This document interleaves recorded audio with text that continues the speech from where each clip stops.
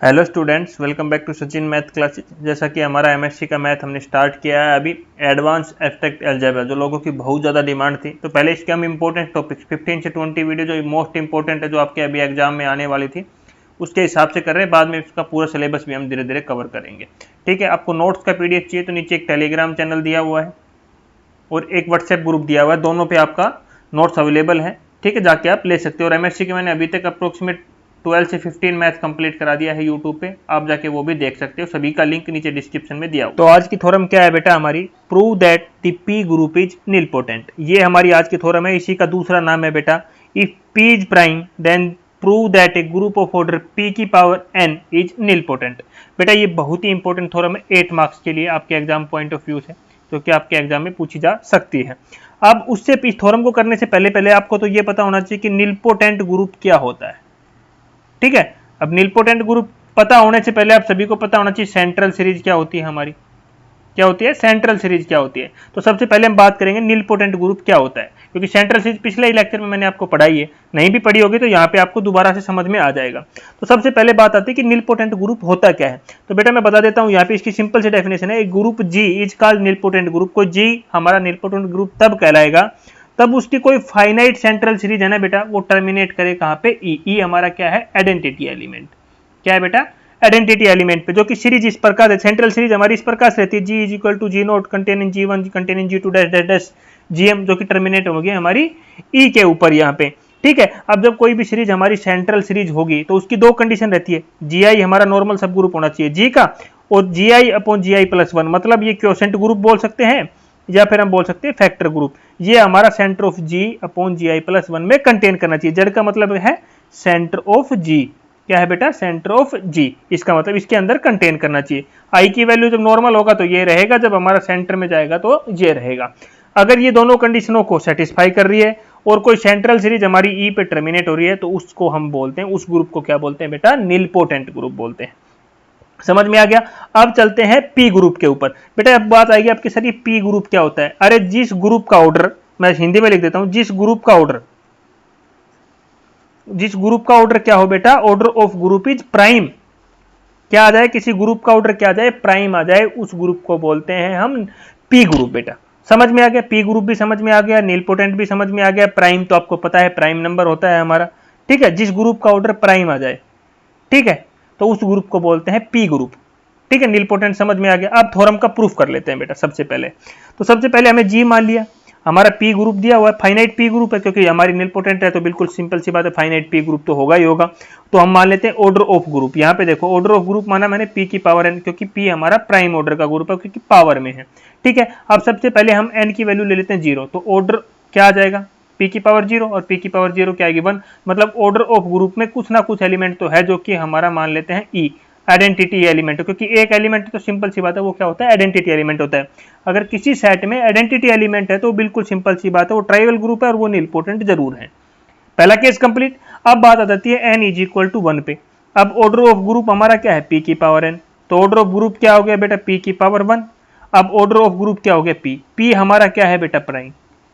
कोई ग्रुप अगर प्राइम है तो वो साइक्लिक होगा, सिंपल सी बात है। साइक्लिक ग्रुप हमेशा क्या होता है? अबेलियन होता है, और अबेलियन ग्रुप क्या होता है? हमेशा नीलपोटेंट होता ही होता है। बताओ यहां तक किसको समझ में नहीं आया? यहाँ पे देखो आपको मैंने आगे करके दिखाया, we shall prove that the result by induction, PMI principle of mathematical induction से हम इसको प्रूव करेंगे। अब हमने यहाँ पे n0 लेके दिखा दिया तो नीलपोटेंट हो गया, क्योंकि एक ही एलिमेंट आया। अब n इक्वल टू 1 लिया तो ऑर्डर ऑफ ग्रुप क्या गया? पी। पी हमारा प्राइम नंबर है, तो पी प्राइम नंबर है तो हमारा सिंपल सी बात है, ग्रुप क्या होगा? साइक्लिक होगा। साइक्लिक ग्रुप है तो हमारा अबेलियन होगा, अबेलियन है तो वो नीलपोटेंट होगा। तो हमारा जी क्या हो गया? नीलपोटेंट। तो n इज इक्वल टू 0 के लिए भी हो गया, n इज इक्वल टू 1 के लिए भी कंडीशन सेटिस्फाई हो गया। अब बात कर लेते हैं n इज ग्रेटर देन 1, मतलब 2 3 4 5 6 7 सो ऑन तक। अब हम मान के चलते हैं कि जब n की वैल्यू ग्रेटर देन 1 है बेटा, तो हम सपोज कर लेते हैं कि ये रिजल्ट ऑलरेडी पहले से मान के चलते हैं कि ट्रू है। कब ट्रू है? For all finite P group, मतलब उन पी ग्रुप के लिए जिनका ऑर्डर पी की पावर एन से लेस होगा। मतलब मान लेते हैं कि पी की पावर एन माइनस 1 से पी, जो ये पी एन है, इससे ऑर्डर जो भी ऑर्डर आएगा वो लेस रहेगा, उसके लिए ये सीरीज मतलब वो ग्रुप नीलपोटेंट होगा। समझ में आया बेटा? दोबारा से देखो, अभी हमारा ऑर्डर क्या है? पी की पावर एन। हम किसके लिए ट्रू मान रहे हैं कि ये रिजल्ट ट्रू होगा? एन की वैल्यू ट्रू होगी ग्रेटर देन 1 से, जिसका ऑर्डर पी की पावर एन माइनस 1, मतलब इस ग्रुप से छोटा आ जाए, कुछ भी n1 -1 आ जाए, 2 आ जाए, 3 आ जाए, 4 आ जाए, इस ग्रुप से छोटा होना चाहिए ये ऑर्डर, तो वो हमारी नीलपोटेंट हो जाएगी। अब ऑर्डर हमारा p की पावर n है। अब किसी भी ग्रुप का, पिछली थ्योरम में आपको मैंने पढ़ाया था बेटा, एक थ्योरम पढ़ाई थी 2 लेक्चर्स पहले, मैंने 2 लेक्चर पहले पढ़ाई थी आपको। किसी ग्रुप का ऑर्डर अगर p की पावर n है तो उसके लिए सेंटर ऑफ g एग्जिस्ट करता है। क्या करता है? जड़ g, इसको क्या बोलते हैं? सेंटर ऑफ g, जो कि हमारा हमें कभी भी इनफिनिटी नहीं होता, e के इक्वल कभी नहीं होता, कुछ ना कुछ इसमें एलिमेंट होते ही होते हैं, आइडेंटिटी के इक्वल नहीं होता।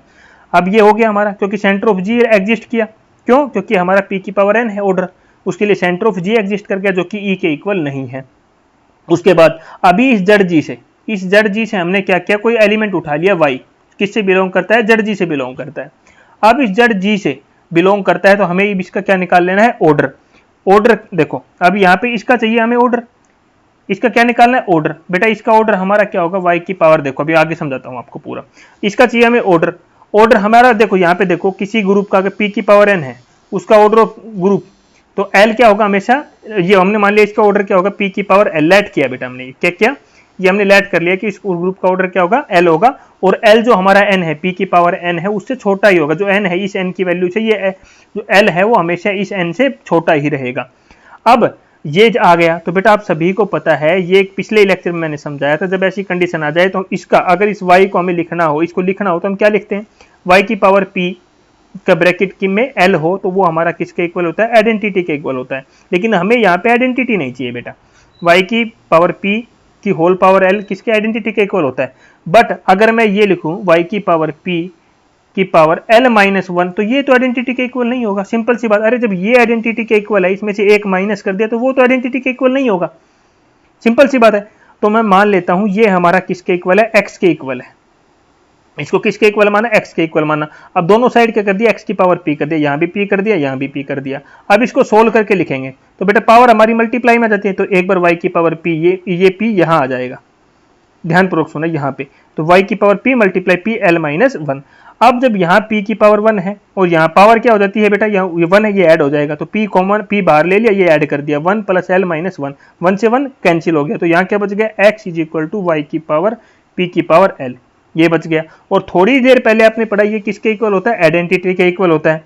तो यहाँ से हम, जब ये y की पावर p या इसका l रहता है, तो हम लिख सकते हैं कि जो ये x है, इस x का ऑर्डर ऑफ x क्या हो जाएगा बेटा? ये p का हो जाएगा। ऑर्डर ऑफ x क्या हो जाएगा? p हो जाएगा। और ये p क्या आ गया? फिर दोबारा से प्राइम आ गया हमारा। और किसी ऑर्डर का ग्रुप अगर प्राइम हो रहा है तो वो क्या है? किसी, जो ये x है, ये किसी ग्रुप को जनरेट करेगा यहाँ पे। ओ एक्स क्या आ गया बेटा? यहाँ x का मतलब क्या है? y की पावर p की पावर l, और जो मतलब ऑर्डर ऑफ x क्या हो गया बेटा? p हो गया, p प्राइम है। तो ये जो x है, ये किसी ग्रुप को जनरेट करेगा, और हम लेट कर लेते हैं वो ग्रुप क्या होगा? h होगा। x क्या है हमारा? कोई h को जनरेट कर रहा है, कोई ग्रुप को जनरेट कर रहा है, जो कि मैंने इस प्रकार सिंबल है, इसका मतलब क्या है बेटा? आपने पढ़ा था, ये हमारा इस ग्रुप को जनरेट कर रहा है। तो इस ग्रुप का भी ऑर्डर x के इक्वल होगा, ऑर्डर ऑफ x, और ऑर्डर ऑफ h भी क्या हो जाएगा? p, क्योंकि दोनों का जनरेट कर रहा है, तो इसका ऑर्डर भी सेम होगा बेटा। अगर ऑर्डर हमारा ये ऑर्डर ये आ गया, तो ये हम बोल सकते हैं कि h हमारा हमेशा नॉर्मल सब ग्रुप होगा g का। जब ऑर्डर प्राइम है, दोनों का ऑर्डर प्राइम भी आ गया हमारा, इसको x इसको जनरेट कर रहा है, तो सिंपल सी बात हो गई, हमारे h क्या है? नॉर्मल सब ग्रुप है g का। तो अगर हम ऑर्डर ऑफ जी एच निकाले, देखो यहाँ पे मैं इसको थोड़ा रफ कर लेता हूँ बेटा, यहाँ निकाल के दिखाता हूँ आप सभी को। अब निकाले order of G upon H, तो हम लिख सकते हैं ऑर्डर ऑफ जी अपॉन में order of H. Order of G की वैल्यू, ऑर्डर ऑफ जी क्या है? पी की power N. Order of H अभी आपने निकाला यहाँ पे पी, तो क्या हो गया? पी की पावर एन -1। और हम ये यही तो मैं बता रहा था, अगर इस ऑर्डर से पी की पावर एन से हमेशा छोटा आ जाए, ये ऑर्डर छोटा ही आ रहा है हमारा, तो इससे लेस है, तो वो by induction hypothesis G by H क्या हो जाएगा? नील पोटेंट हो जाएगा। लेकिन हमें जी बाई एच को नील पोटेंट नहीं दिखाना, हमें जी वाली सीरीज को नील पोटेंट दिखाना है। तो बेटा अगर ये जी बाई एच वाली सीरीज नील पोटेंट है, तो इसके लिए कोई सेंट्रल सीरीज तो होगी ही होगी, तो it must have a central series. तो इस जी बाई एच के लिए एक सेंट्रल सीरीज लिख देते हैं, जो कि इस प्रकार से होगी। उसमें बेटा जी जी था, इसमें नीचे अपॉन एच एच एच है, लास्ट में किसके इक्वल हो जाएगी? एच के।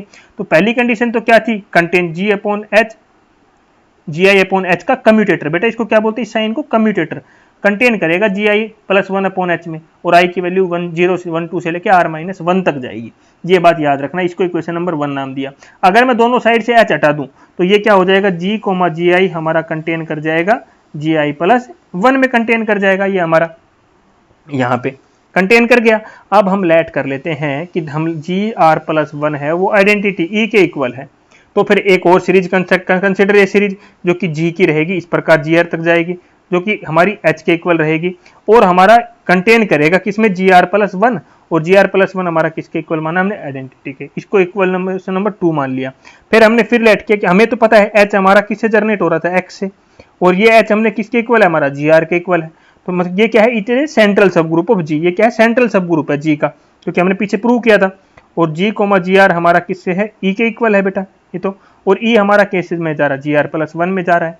तो हम लिख सकते हैं कि G, GI हमारा किस में जाएगा, GI+1 में जाएगा। तो हम बोल सकते हैं जो इक्वेशन 2 है वो क्या है, एक सेंट्रल सीरीज है फॉर G के लिए।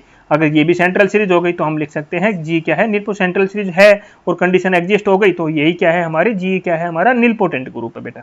समझ में आ गया, ये था आपका लेक्चर बेटा, बहुत ही इंपॉर्टेंट। अब कर लेते हैं नेक्स्ट पे। अब नेक्स्ट लेक्चर क्या है, prove that the subgroup of nilpotent group are again nilpotent. क्या है, subgroup of nilpotent group are again nilpotent, ये हमारा नेक्स्ट लेक्चर में हम सीखेंगे। नीलपोटेंट ग्रुप क्या होता है बार बार बेटा नहीं बताऊंगा, सीधा आगे से हम शुरुआत करेंगे। एक बहुत ही इंपॉर्टेंट चीज मैं आप लोगों के लिए लेके आया हूँ, ये सभी को पता है, हमारे पास एमएससी के कितने मैथ मैंने अभी तक पढ़ा दिया, सबको पता है। मैकेनिक्स मैथ पढ़ाया, कैलकुलस ऑफ वेरिएशन पढ़ाया, पार्शियली डिफरेंशियल इक्वेशन पढ़ाया, उसके बाद फ्लूइड मैकेनिक्स एंड सेम्शियोलॉजी मैथ जो कि आपको यहाँ पे दिख रहा है, फिर मैकेनिक्स ऑफ सॉलिड मैंने पढ़ाया, ऑर्डिनरी डिफरेंशियल पढ़ाया, कॉम्प्लेक्स एनालिसिस पढ़ाया, discrete mathematics and integral equation and boundary value problem, और अभी हमारा क्या चल रहा है, एडवांस एब्स्ट्रैक्ट अलजेब्रा हमारा यहाँ पे रनिंग है। तो बेटा ये सारे मैथ मेरे YouTube channel Sachin math classes, जो कि आपको यहाँ पे लोगो भी मैंने दिखा रखा है, यहाँ पे जाके आप चैनल को सब्सक्राइब कर लीजिए, आपको सारी चीज़ें मिलेगी। और हाँ, यहाँ पे आपको वीडियो चाहिए सारी, तो ये सारी चैनल के ऊपर दिखा ना, इसकी मैंने मैकेनिक्स की 15 video, calculus of 19, partial difference की 15 वीडियो, मैकेनिक्स ऑफ सॉलिड की 45 वीडियो, मैकेनिक्स की 33 वीडियो, डिस्क्रीट की 54, इंटीग्रल इक्वेशन की 34, कॉम्प्लेक्स की 23, ऑर्डिनरी 22, इस प्रकार से जितनी वीडियो इसमें जो आपके सिलेबस मेरे पास सेंड करते जाता है वो वीडियो मैं इस पर बना के डालता रहता हूँ, इन्हीं प्लेलिस्ट में ऐड करता रहता हूँ। और ये सारी प्लेलिस्ट आपको वीडियो के नीचे डिस्क्रिप्शन में भी मिलेगी, ये सारी है ना, सारियों की जो वीडियो है ना ये नीचे मिल जाएगी। और आपको एक व्हाट्सएप, ये तो आप नोट्स लेना है तो इस पर भी कॉन्टैक्ट कर सकते हो, ओनली व्हाट्सएप, इस पर कॉलिंग फैसिलिटी अवेलेबल नहीं है, ओनली व्हाट्सएप है ये नोट्स के लिए बेटा। तो आप जाके यहाँ भी कॉन्टैक्ट कर सकते हो, और ये सारी प्लेलिस्ट आपको नीचे डिस्क्रिप्शन में मिल जाएगी, जाके ले सकते हो। चैनल को सब्सक्राइब जरूर कर लेना बेटा, क्योंकि आपको सारे वीडियो, ऑडियो सब कुछ यहाँ से आपको मिलता रहेगा बेटा। ठीक है, थैंक यू।